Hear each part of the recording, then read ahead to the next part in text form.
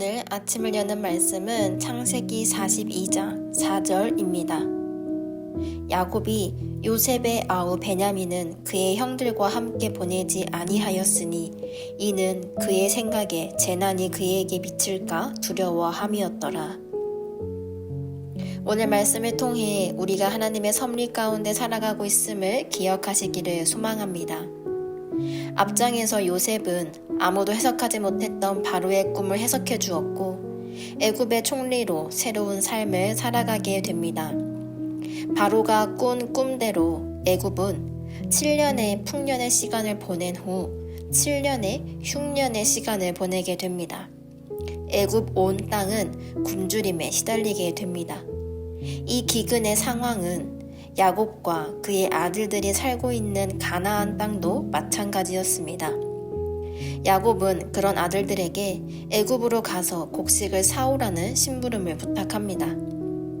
야곱의 막내 아들인 베냐민을 포함한 11명의 아들이 애굽에 가려고 했으나 야곱은 요셉을 잃어버린 슬픔을 떠올리게 되고 또다시 막내 아들을 잃을 수도 있다는 두려움에 사로잡히게 됩니다.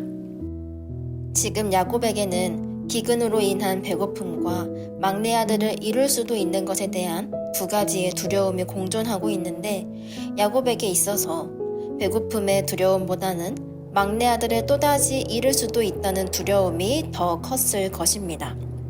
왜냐하면 야곱의 두 아들인 요셉과 베냐민은 자신이 가장 사랑했던 여인인 라헬에게서 얻은 아들들이기 때문입니다.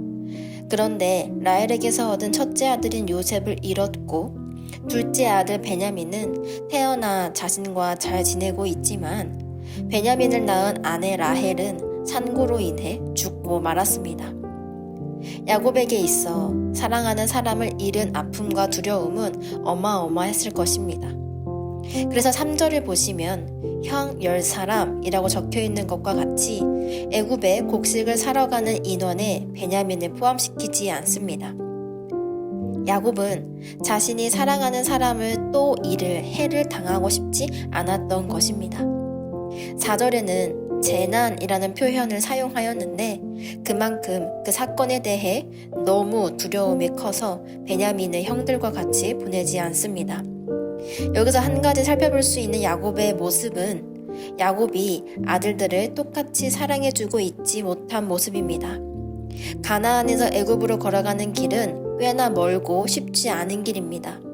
이스라엘에서 이집트까지 걸어가야 하는데 그 길을 10명의 형제들에게 곡식을 사오라고 하며 베냐민은 데려가지 못하게 합니다.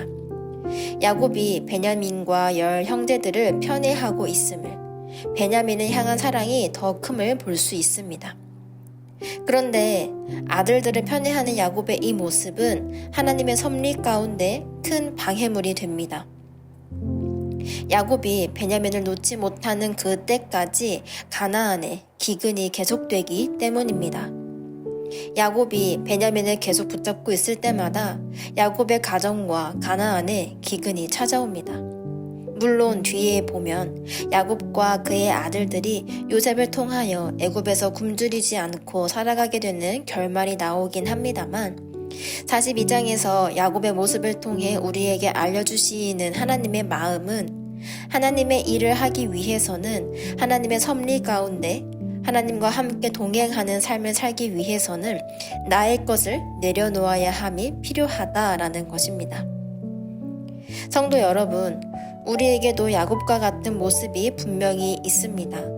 우리의 욕심 때문에 또는 두려움 때문에 내가 놓아야 할 것이 있음에도 놓지 못할 때가 많습니다. 그래서 하나님의 손을 놓칠 때가 너무 많이 있습니다.